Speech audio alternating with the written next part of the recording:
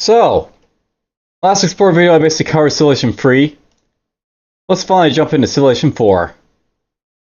And we'll go beyond the story here, which is basically the DLC for it.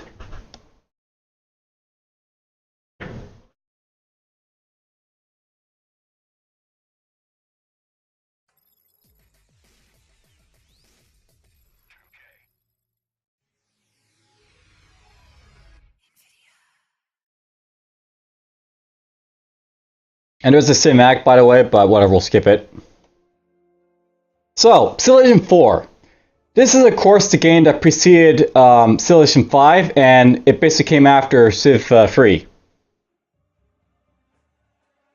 We're just going to jump into the game here. I'll basically play a little bit, and I'll basically show off some stuff, basically.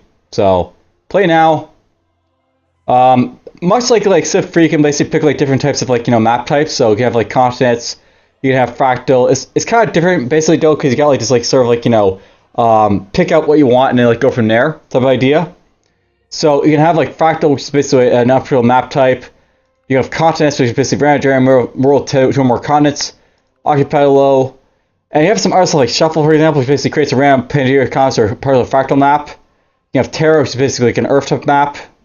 Oasis, which is basically a desert region in the middle of strange illusions and stuff like that. Inland Sea, which is basically a world of an inland sea, but lots of land all around it, stuff like that. Hemispheres, whatever. We're just gonna jump in a shuffle here, and I'll basically just go from there. So, okay.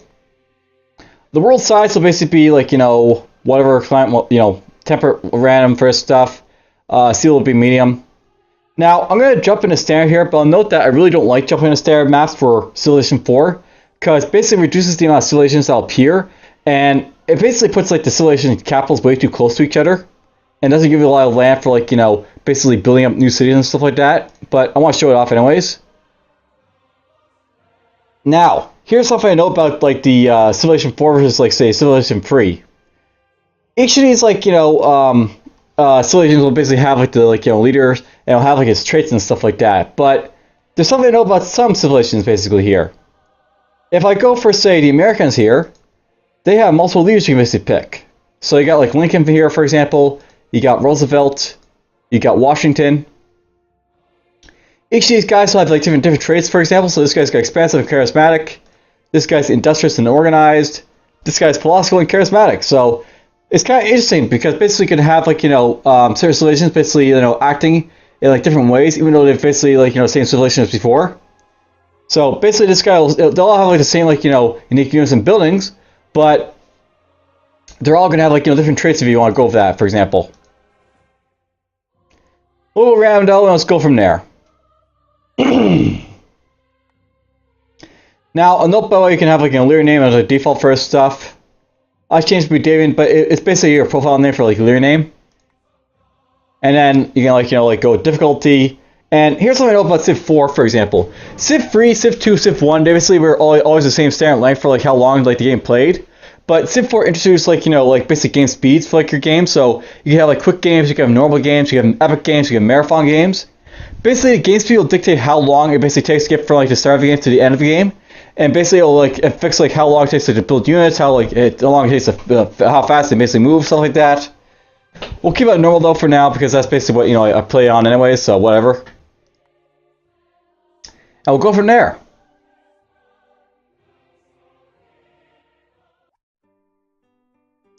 And wow, seriously? We are William van Orange of the Dutch Empire. Guess who the Dutch are? They're in the Netherlands, so we get basically in the Netherlands again. Now, I'll note by the way that unlike Civ 3, where basically I had the Swiss infantry, we've basically got the East Indian as a replacement for a galleon. So basically, stuff if in Civ 4 or Civ 3, some units will be the same, but in some instances you have different units, for example. And in case of Dutch, we got the East Indian man, so they basically got that as their unique unit. But click on it, basically. It replaces the galleon. It's basically got cargo spacer 4. It's special abilities that can explore rival territory. So basically, what's nice about this ship, basically, you can sail through rival territories, for example, without there being problems as a result. So it's really nice for it.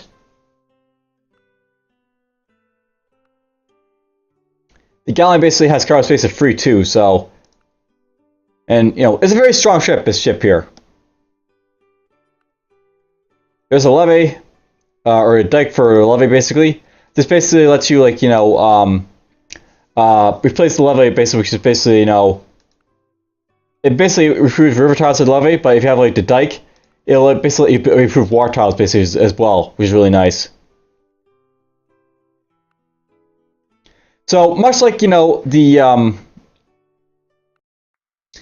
start, basically have, like, your units here and all that. By the way, Civ 3, you can zoom in or zoom out or anything, but you can do that at Civ 4, which is really, really nice. And I'll turn this off for a moment. And the tiles too. So this is basically what Civ 4 basically looks like. You have like your units starting out. In this case, we got a warrior and a settler. If with certain technology, they start out with a scout instead of a warrior, but whatever. Basically, this is what we're starting out with. If I want to, I can zoom out to basically see where stuff is. But you know, early on, there's nothing to really see. We do have a Civpedia somewhere up here.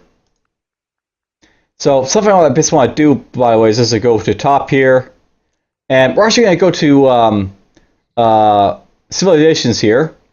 I'm going to hit the Dutch. So we're basically this leader right here. He is creative and financial. So basically, he's got the traits again. This guy basically gets a bonus to culture in cities. And like he has faster speed for libraries, spheres, and coliseums. And on plots with like, you know, commerce, will basically get extra money. So that's very nice. Alright, so that's basically our civilization. Alright, so basically here's our settler here. Stuff I know about Civ 4 versus Civ 3 is that you always start with a good like starting situation if you like play with like, you know, Civ 4. So I can just build here and I won't have to worry about like, you know, anything around us. Basically we've got some minerals over here. We're starting on something right where our city site is. We're going to build a warrior. Whoops, I didn't mean to do that. So, something I know about Civ 4 versus Civ 3 is that if you right click, you'll actually move your units. So, it's kind of like, you know, StarCraft in that way. But basically, it's built there. We're next to bananas, we're next to minerals, very nice. There's some corn up here, which is very nice. Corn is basically used for, like, you know, giving you a health boost. And you get health boost some bananas. You'll get, like, more production with, like, you know, the minerals over there.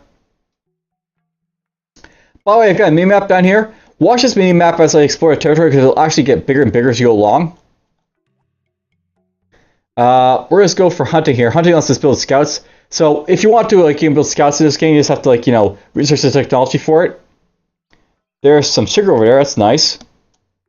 Now, I'll note by the way that basically if I hover over like there, you can see like on the left, it basically tells you like, you know, the stuff for like, you know, what this like terrain stuff does. So basically, if I hover over terrain, you can see like, you know, what it gives you. So grassland gives you like 2 food. The forest will give you like 2 food and like 1 like shield. If I hover over bananas, it'll basically give me free food. And if I have like, you know, calendar research, I can build a plantation on it, which actually gives more food and also gives me a health bonus, which is very nice. I'll note by this is a lake right here. It actually says like it's a lake. So it's good for irrigation lakes, so I can like irrigate from this if I want to, which is very nice. Now, something I note by the way is that there's like hills and like, you know, forests and stuff. Basically, you can have hills and forests in Civilization 4, which is very nice. So you can actually have like, you know, more realistic like map types basically in Civ 4. And it's one of the main like, you know, bigger improvements basically of like, you know, more advanced maps. Okay, here's the coast and the water, so there's the ocean. And as you see, like this like says like a lake. That's a lake. This is like a coast and ocean over here, which is very nice. Now, I want to note by the way that Civ 4 and Civ 3, they basically use like a sort of like, you know, square tile set. If you watch my Civ 5 playthrough, or if you play Civ 5, you know that they basically have like a hex tile set in those games. And I actually have to agree like with the change over to hexes because you'll actually see like something as I go along here as like when I eventually find them. Mountains, for example. And of course you have culture, so basically your culture pool is expanded. Very nice. And there's some fish over there, that's nice, but they're a little too far to get to, so whatever. There's some sugar over here. So you have like sugar stuff has in jungles and on grassland. There's hunting basically research. That let's build a camp. camp is an improvement that you can basically build on, like, deer, fur, or, beavers, elephants. Elephants, by the way, are very interesting in this game. They're basically a luxury resource, but they're also a strategic one for certain civilizations, because, war elephants are a thing. Alright, so, now that I basically got that, let's get mining, because I can, like, build mines here.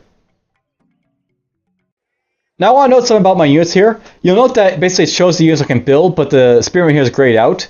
Basically, you can see like what units you can build regardless of like what strategic resources you have. So I can build spearman now, but I just need to get like the resources to build it basically. And that requires a technology for your copper or iron, which I don't have either of, but whatever.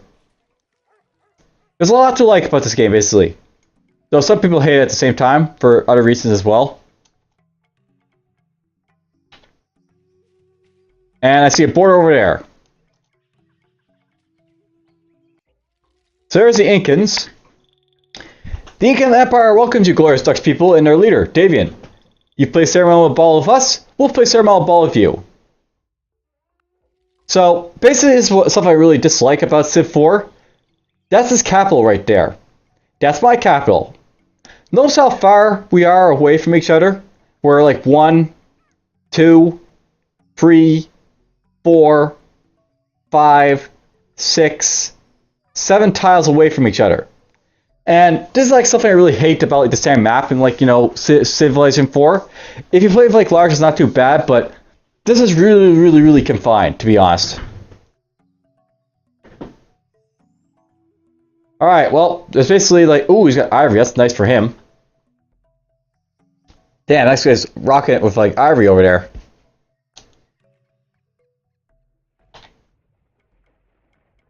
And cows. By the way, there's a peak.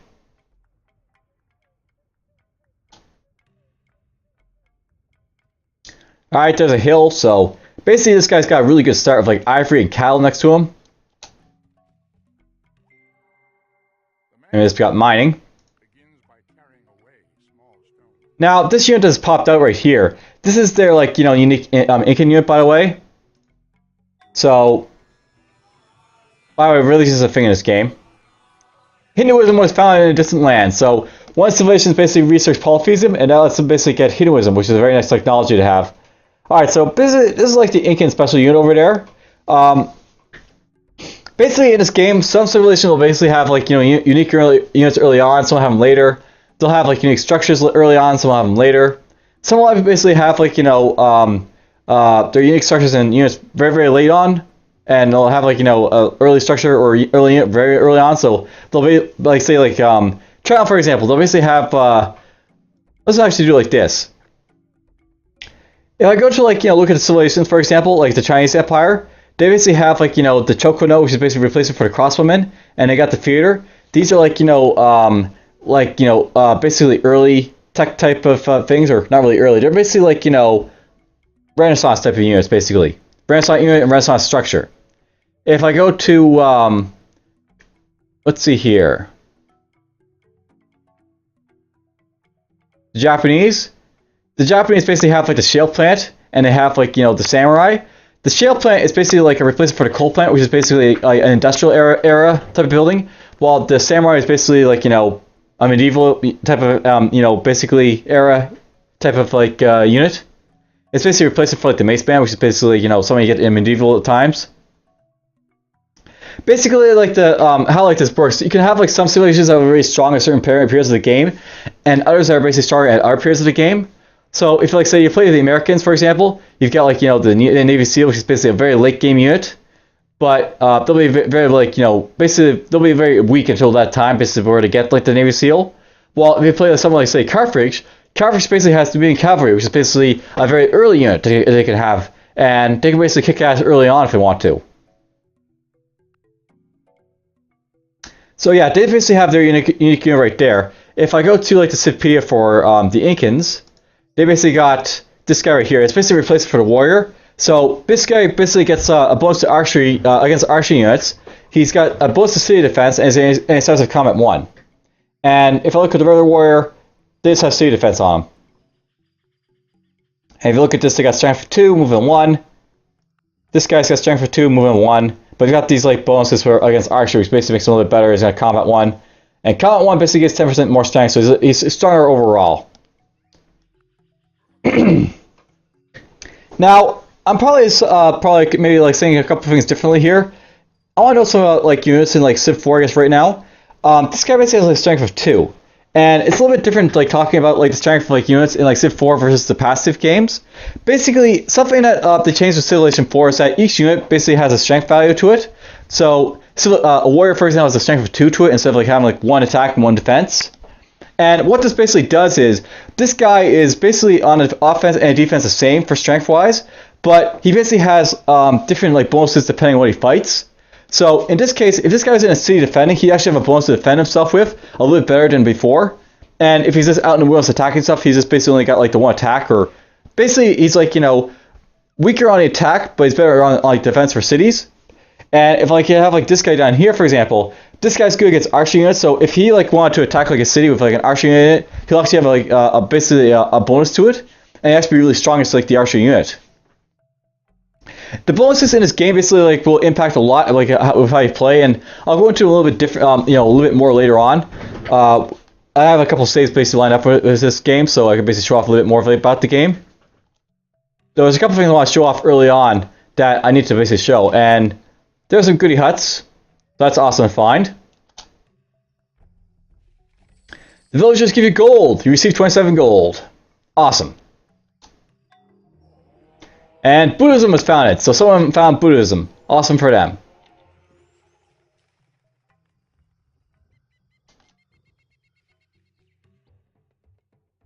Greetings, Davian. The Zulu people always enjoy being involved in undefended new civilizations. So there's Zulu. Now I want to know something about, by the way, you notice that these guys have like, you know, these like things up here, and I want to show this up a little bit when I get bronze working. Basically, there's like, you know, government traits, but basically depict what type of government you basically have, and you'll basically see what it's all about when I get to it. All right, congratulations, you train a warrior. Very well, carry on. I want to train up a settler, I guess, right next, so let's do that. Oh, Shaka's the one who basically found Buddhism.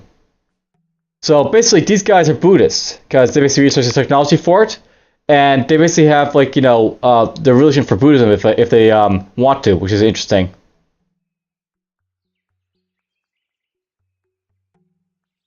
Now I assume he's over here somewhere. Well, there's the Incans. I should probably note something about the Incans, by the way. Their warrior, by the way, is actually really, really fast. If I was to go to their units, by the way, and like, you know, look at, let's see here. Let's just find a warrior. This guy, okay, so he's only got movement 1. I thought this guy actually had movement 2. That might be in our unit. If I look at the Zulu unit, by the way, I know they have a movement of 2, I think. So let's go find us the spearman. He's right here, and the MP is basically replacing for like the Zulu spearman. So basically, they have like a movement of 2. Some units basically they'll have like different values over the others. So in like the case like the Zulu, they basically have like a faster moving like spearman, and you know basically it's not a whole lot different than the other one. So basically, spearmen have like, you know, 100% versus mounted. 100% versus mounted.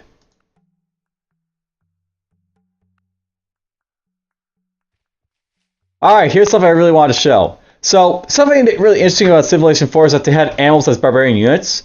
And basically, these eventually would give way to like human barbarians, but basically you'd have like barbarians in like, you know, like very interesting ways in Civ 4. And I actually really liked this about Civ 4, sometimes. I actually didn't even like the fact they had like animals for really long periods, and how they depicted barbarians in general in this game, but it's interesting that they actually had animals as like, you know, a unit, because that's actually something that like, you know, they actually had to fear back then, animals. And that's actually something else as well. Notice how that scout for Tazula's ran into my unit there? Basically in this game, basically you can run into other like factions units if you want to. So you can't actually like stop block units basically, which is interesting. Now I can try to go up for this, but he's just going to grab it, so let's just go here anyways. because you know it's got the faster moving scout, and the scout will just move over there and get it. So. Push your shoulder to the wheel. All right, so there's the wheel. Notice I can build roads now if I want to with my workers. So that's stuff I can do.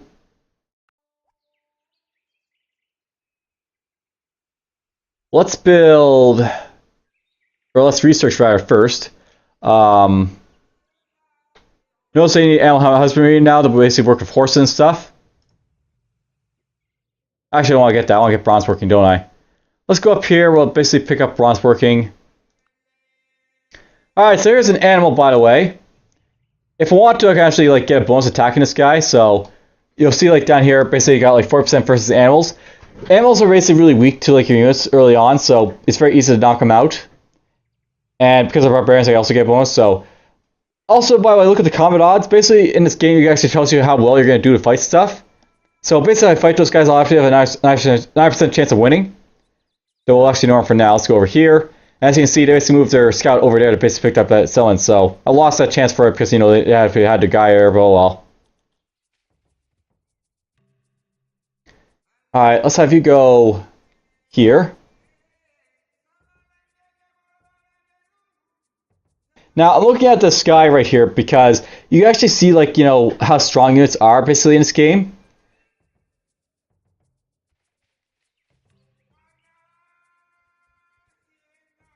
These guys do have hit points, by the way. If I look at this guy right here, he's got like a hit points of whatever. You'll probably see a little bit later when he gets damaged. He hasn't gotten damaged yet. Here's my warrior down here. There's apparently some marble down here. That's nice. Let's go there. Let's have you move right here. Nice cows over there. There's some lions. If I want to attack these guys, 9% chance to win. Let's go up here.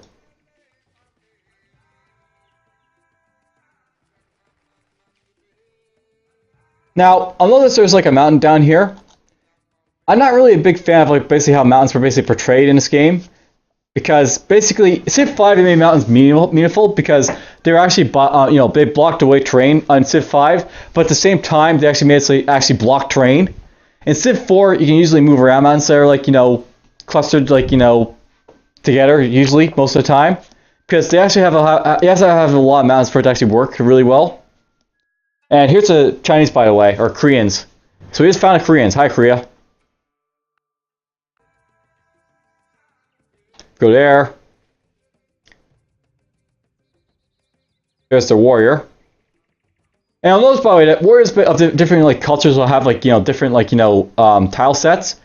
This is the only thing that happens like early on. Basically, like, you know, the workers and the warriors will basically have like different tile sets. This will change later on because they'll have like, you know,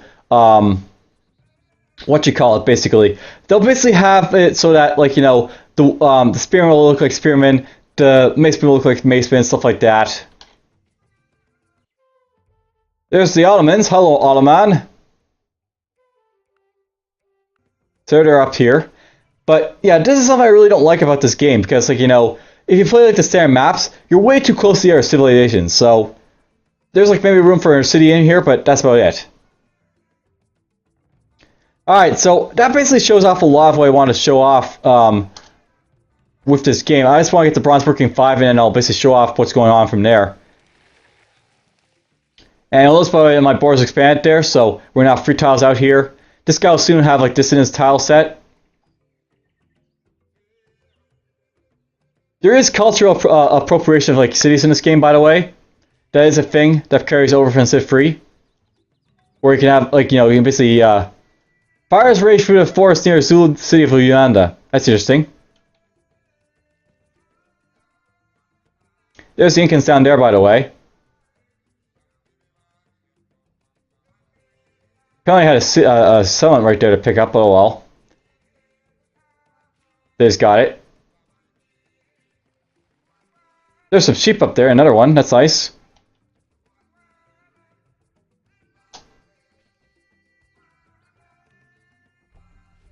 We're probably going to get attacked by that lion up there, but that's fine.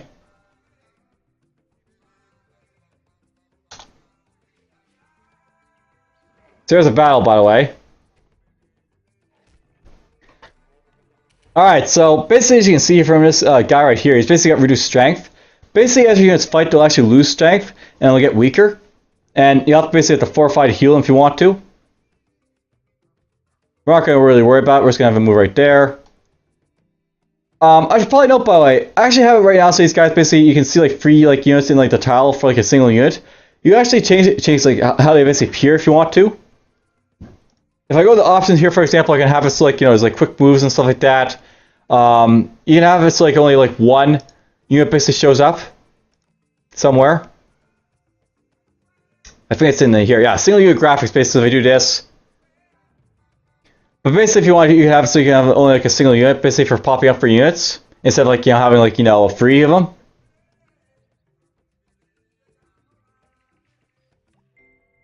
It is entirely seemly for a young man killed. Alright, so here's something else to note, by the way. So I can now implement a civic slavery, basically, so I can sacrifice civic populations to finish production. Let's just do that. Notice how like my fingers popped up like to be a whole lot like harder to do stuff. Basically revolting right now, so we're in anarchy.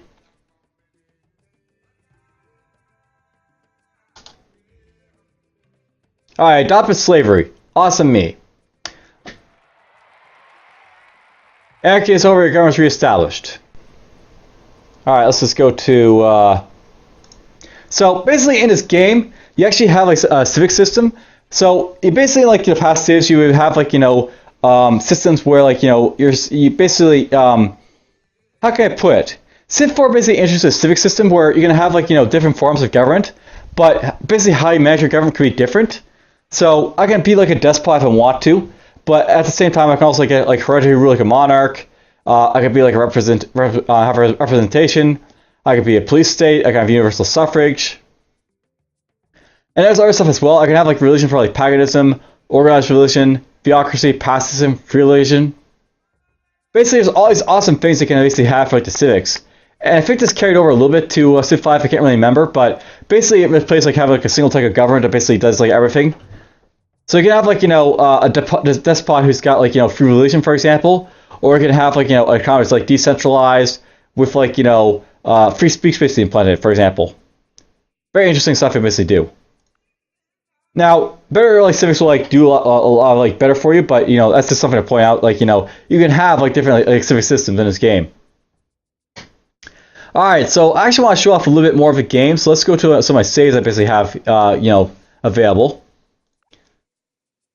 I actually have a couple saves ready for you guys to see. So first, let's just go to this one right here. Now, before basically jumping into like Civ 4, I actually played a little bit to sort of like familiarize myself with the game. I was trying to decide if I want to basically do like a Let's Play Civ 4 because this is still isn't a little bit new enough that I can actually make gameplay with it. But at the same time, I'm probably just going to stick with colonization. I think at this point, so we're just doing an explore video right now. But here's basically where I started off a game early on. Let's just do this. Basically, as you can see, I start out over here, and we actually have like the Greeks up here, for example, and we're basically attacking the Greeks here with units. Now, something I know about like Civ 4 is that they actually tried to like eliminate like the stacks of death, but really what they did is they made it so like your stacks of death are like shall I say like stacks of like this with like this accompanying it. So you'd have like a bunch of like swordsmen, as you can see right here, with a bunch of vultures, or in my case Sumerian axemen is what they are. I'm Sumeria, by the way, the very ancient civilization that preceded the like Babylonians, I guess it was. And the Babylonians are also an ancient civilization. But basically I'm like attacking the Greeks here. And I guess we're just going to show off a little bit about the combat, so let's do that. And yeah, I'm at more of like, the Greeks, by the way. This is actually on a large map, by the way, so I want to know something about like, the different map types. Here's my capital right here, and here's Athens up there. As you can see, I actually have a space in between like him to actually build like a city or two. and there's like no one else on his continent, like this little like piece of land that we're basically on. This is something I really like about like the larger huge maps compared to like the standard Civ 4. They were actually playable, but at the same time I didn't like the fact that you actually had to have like larger huge map to be able to play the game properly.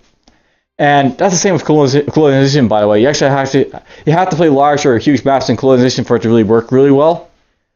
But we'll get to that when I actually play that game, so whatever. So yeah, here's Athens up here, by the way.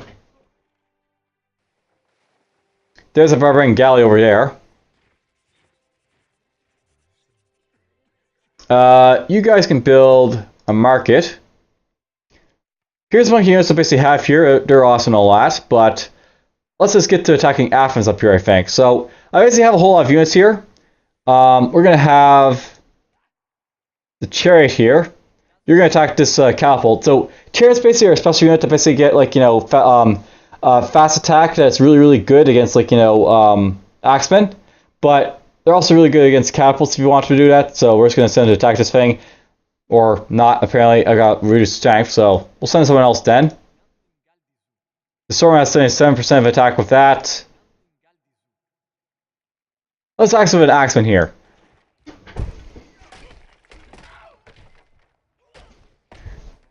So that's done. So Athens is up here. We're just going to attack them in a moment. They've got a phalanx, which is their special unit. Horse archers, archers, and worker. And I've got all these units basically to attack them with. So let's move this giant stack here all the way over here. And that's something you can do with Civ 4 by. You can actually move stacks of units. So basically I got this entire stack to attack with, which is very nice. Well, end that guy's turn. These guys down here, I'm basically going to make them start going up over here to attack these guys, so just get over here, I guess. You guys can fortify to heal. You guys can wait. I did a battle down here with a bunch of barbarians recently. Sometimes you'll have events where barbarians will spawn and you'll have to deal with them, which is very interesting. It's very Civ 3 or Civ 2 basically. It's something that they did before.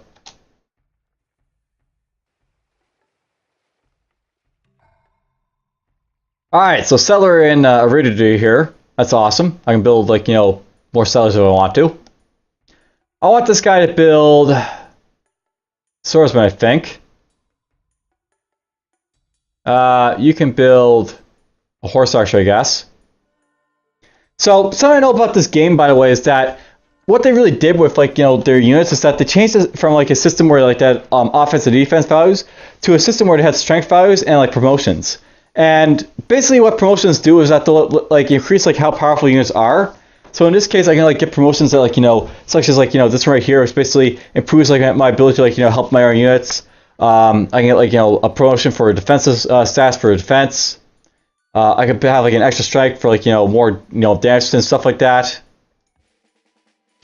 This is something that would carry over Civ 5, by the way. So your Civ 5 units basically have a system that was basically incorporated in Civ 4. And something I know about Civ 4 versus Civ 5, a lot of stuff that they basically did for Civ 5, it basically came from Civ 4. Basically, this promotion system and the hex grid, it basically came as a result of how they basically built it in Civ 4. Basically, the single unit and the hex grid came from Civ 4 because of how the system in Civ 4 worked. Basically, they didn't really fix the problem of death stacks in Civ 4, where you have multiple units on a tile. But with Civ 5, they made it a single unit, and you have these promotions, and they made the game a lot better as a result of board game type of mechanics. So it's one of the things that actually really worked really well in basically saving the system, because it didn't really work that well in the old game. Alright, we got a settler over here. I'm not sure where we're going to send this guy, but let's send him down. And by the way, you'll notice that there's a ring of mountains here. You actually have here's the thing about the mountains in this game. You either have to have in this sort of straight path here, or you have to have them connecting by corners for them to work. If there's a single mountain like this, you just walk around like it's nothing, or if it's like this, basically you can walk through this like it's nothing, because there's nothing there to stop you from walking through them. that's another thing I did well with like the hex grid, by the way. The hex grid prevented you from like basically walking through stuff, because if mountains were next to each other, they blocked you. You had to go around the mountains like, you know, a long way, basically. Just like no shortcuts through them, which is nice about them. Alright, I want this guy to go down here, I think. That's probably the plan. So let's do that. Alright, you can go over the river, go over there. Let's have these guys move over here. And you can move over here. Alright, this guy needs to basically fortify to heal, taking 3 turns. You can pillage stuff, by the way, if you want to, but really no point in doing so. Alright, so this guy's apparently got a great scientist in there. That's interesting, but it's not going to help him too much. We're going to basically attack this. I don't have a good combat odds right away, but as I attack it, I'll basically wear him down. I'll basically make it a lot easier, so let's just do this. So that's my swordsman attacking. They got wiped out by weakening unit, and that's basically this is how you win the game. You basically build a lot of units to weaken up units, and you like keep going on from there. Notice how basically my combat odds improved, because now we're basically attacking, and they got weaker units to basically defend with. Oof! They still lost, but whatever. We'll keep fighting. They're back to defending with that guy, apparently. Lost again, but whatever.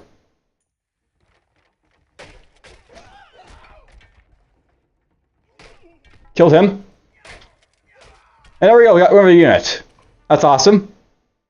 Now, as you fight, by the way, they'll get stronger as they win battles. So these guys are going to get stronger if I'm not careful, but whatever. Attack!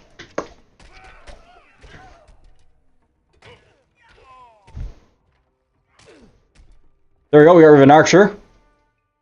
Now we're going to fight these guys to have a good chance to win.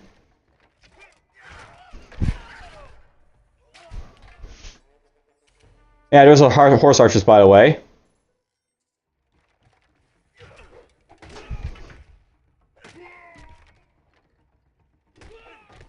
Wow, that guy won against me twice. That sucks. But whatever. Okay, we killed them. The chariot should be able to finish these guys off.